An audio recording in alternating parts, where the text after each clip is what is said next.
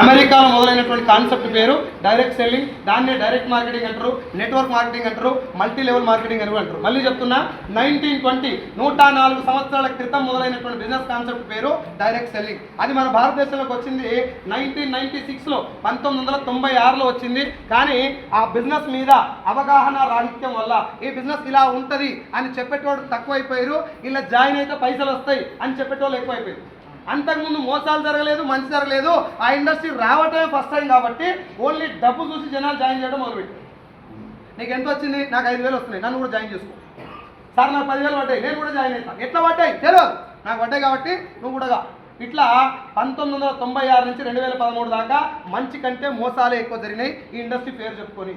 2013లో పేపర్లలో, టీవీలలో భారీ కుంభకోణాలు, ఈ చైన్ సిస్టమ్ మోసాలు, గొలుసు కట్టు స్కామ్లు ఇవన్నీ పేపర్లలో రావటం వల్ల అంతకు ముందు డైరెక్ట్ సెల్లింగ్ అంటే ఏందో ఇండియన్స్కు తెలియదు కాబట్టి 500 నోటు ఎలా ఉంటుందో ఒరిజినల్ తెలియనోడు డూప్లికేట్ నోటు గుర్తుపట్టలేడు. Yes or no?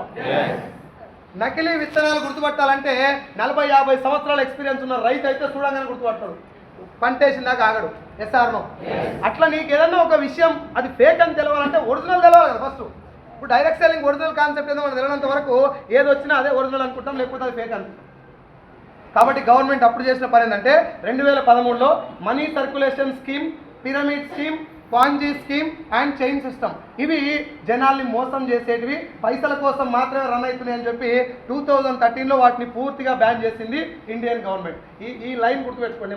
మళ్ళీ చెప్తున్నా, chain system, money circulation scheme MCS, Ponzi scheme PONZY, Ponzi scheme and pyramid scheme, ఈ 4ని జనాల్ని మోసం చేసేటివిగా గుర్తించి బ్యాన్ చేయడం జరిగింది ఇన్ ద ఇయర్ ఆఫ్ 2013. పాక్షికంగా కాదు, పూర్తిగా. అదే గవర్నమెంట్ మళ్ళొక 2 సంవత్సరాలు దీని మీద రీసెర్చ్ చేసి 2-3 సంవత్సరాలు బయట దేశాలకు వెళ్ళడం కోసం రామ్ విలాస్ పాస్వాన్, మీరు పేరు వినుంటారు, సెంట్రల్ మినిస్టర్, ఆయన consumer affair minister Ram Vilas Paswan గారు, ఆయన ఆధ్వర్యంలో వేసిన కమిటీ ద్వారా ఒక 7-8 దేశాల్లో అసలు డైరెక్ట్ సెల్లింగ్ ఒరిజినల్ ఫేక్ కాదు, ఒరిజినల్ ఇండస్ట్రీలో మోసం చేయడానికి అవకాశమే లేదు. ఒక వైద్య వ్యవస్థలో డాక్టర్లు అందరూ మంచి వాళ్ళు ఉన్నారు. ఓ డాక్టర్ ప్రాణాలు తెగించి ప్రాణం కాపాడుతూ ఉంటాడు, ఇంకో డాక్టర్ శవాలకు కూడా ట్రీట్మెంట్ చేసి పైసలు వసూలు చేస్తూ ఉంటాడు. SR no? ఒక పోలీసు దేశం కోసం ప్రాణం ఇచ్చిన ఉన్నారు, ఇంకో పోలీసు బండాకు 100 రూపాయలు వసూలు చేస్తూ ఉంటారు ఉత్తగనే. అన్ని వ్యవస్థలలో మంచి ఉంది, మనకు ముందు ఒరిజినల్ ఏందో తెలిస్తే మంచి ఏందో గుర్తుపట్టం. కాబట్టి జనాలకి ఒరిజినల్ ఏందో మనం చెప్పలే. 500 నోటు ఇది బంద్ అయింది, ఇగో ఇది రేపటి నుంచి ఇదే చలామణిలో ఉంటుందని చెప్పి క్లియర్గా చెప్పారు కాబట్టి పాతదాన్ని బంద్ చేసి కొత్తదాన్ని మనం స్వీకరించినాం. అవునా కదా? డైరెక్ట్ సెల్లింగ్ అంటే ఇగో ఇలా ఉంటుంది అని గవర్నమెంటే చెప్పలే కాబట్టి పైసలు సంపాదించిన వాళ్ళకంటే మోసపోయిన వాళ్ళే ఎక్కువ. ఇది దృష్టిలో పెట్టుకొని రామ్ విలాస్ పాస్వాన్ గారి ఆధ్వర్యంలో వేసినటువంటి కమిటీ ద్వారా, కన్స్యూమర్ అఫైర్ మినిస్ట్రీ ద్వారా కృషి భవన్ న్యూఢిల్లీ నుంచి సెప్టెంబర్ 9వ తారీఖు 2016, I repeat the date, September 9, 2016, parliament సాక్షిగా ఒక 13 పేజీల గైడ్లైన్స్ ఇవ్వడం జరిగింది ఇండియన్ గవర్నమెంట్. గవర్నమెంట్ వైపు నుంచి వచ్చినటువంటి మొట్టమొదటి రూల్స్ పట్టిక, ఫస్ట్ టైం వచ్చినటువంటి మార్గదర్శకాలు డైరెక్ట్ సెల్లింగ్ ఇండస్ట్రీ, సెప్టెంబర్ 9వ తారీఖు 2016లో. ఆ గైడ్ లైన్స్ చెప్పినందుకు ఈ ఇండస్ట్రీ ఫేక్ కాదు, కానీ ఈ రూల్స్ పాటించాలని చెప్పి ఒక లైన్ ఇచ్చారంటే, మధ్యలో డివైడర్ చేసి ఈ పక్కన వెళ్ళాలి, ఈ పక్కన వెళ్ళకూడదు, ఇది 1 వే 2 వే జస్ట్ చెప్పారు అంతే. సిగ్నల్స్ పెట్టలేదు, స్ట్రిక్ట్ రూల్స్ పెట్టలేదు, ట్రాఫిక్ పోలీసులు లేరు అన్నట్టు ఈ మన భాషలో చెప్పుకోవాలండి. దాన్ని జస్ట్ రూల్స్ వేసి తప్ప మోసం చేస్తే ఇండస్ట్రీ ఏదో గుర్తుపట్టేంతగా క్లియర్ కట్గా గైడ్ లైన్స్ ఇవ్వలేదు.